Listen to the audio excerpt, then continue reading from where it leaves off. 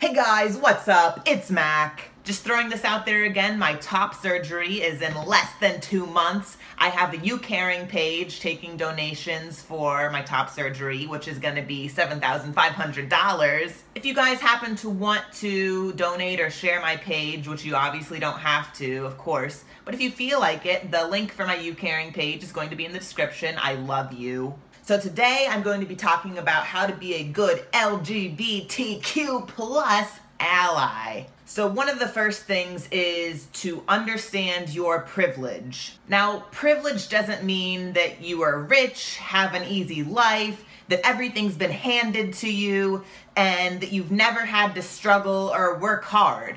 All it means is that there are some things in life that you will never have to experience or even think about. These things are having to worry about which bathroom to go in, having to be scared that someone's going to beat you up in the bathroom or yell at you for being in the wrong bathroom, being called the wrong pronouns and getting such anxiety and dysphoria, having to hate every aspect of your body because it doesn't align with your gender, which lies in your brain. Being scared of or actually having your parents kick you out of the house because you are LGBT. Those are just a few of the many, many examples that LGBT people, such as myself, have to worry about and struggle with. And something that a white, cis, hetero person may have the privilege that they don't ever have to deal with these things. So that's the first thing, is to understand your privilege. Another thing to be a good ally is to listen and do your homework.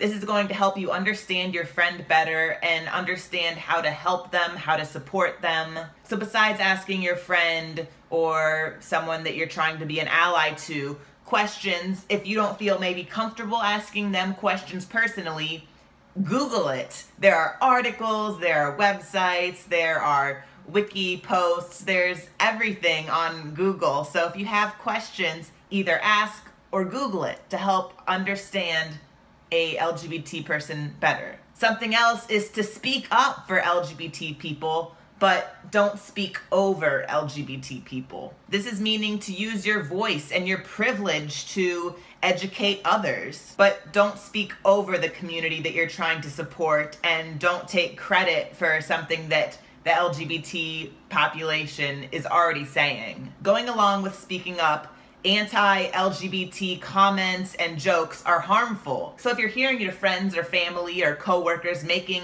anti-LGBT comments or jokes, speak up. Let them know that you find that offensive. Don't assume that everyone is straight or cisgender, meaning not transgender. Don't assume a transgender person's sexual orientation. There can be a transgender gay man or a transgender straight woman or a bisexual non-binary person, and any sort of combinations of sexual orientation and gender identity. Don't ask a transgender person what their real name is. A birth name can cause extreme anxiety and dysphoria, and sometimes it's really just none of your business. Respect someone's chosen name. And if you happen to know someone's birth name, if you knew them before, don't go around telling people what their real name or birth name is. Something really important to the LGBT plus community is don't out someone.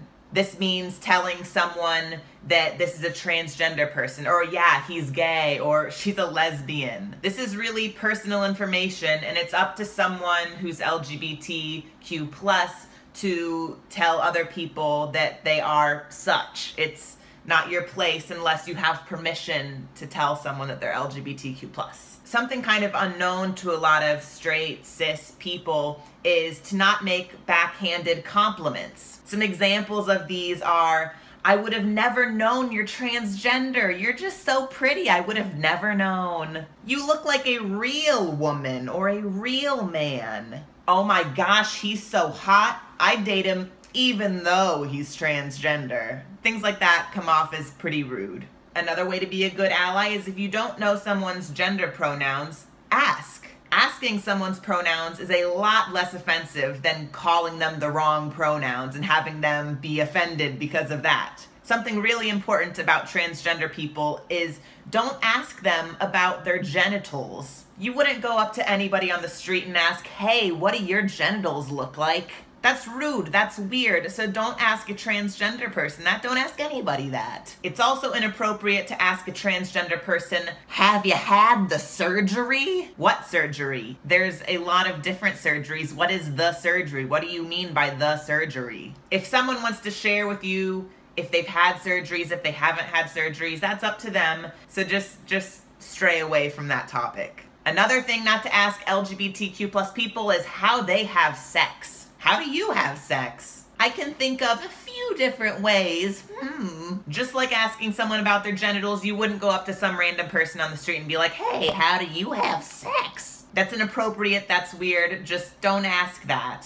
Understand that you are probably going to make mistakes. You might use the wrong pronouns, or you might say a comment to an LGBT person that they'll find offensive. Listen, apologize, and commit to changing your behavior in the future. Overall, being an ally is a verb. Being an ally is more than just labeling yourself as an ally. You have to practice what you preach. So these are just a few of the ways that you can be a good ally. If you are a cis, straight person, this is a way you can be a good ally to LGBTQ plus people. If you guys like this video, give it a thumbs up, hit that subscribe button, and comment down below. Share this video and my channel with your friends, and if you haven't followed me on social media, what are you doing? The links are in the description. Thanks for watching, and I'll see you guys next time.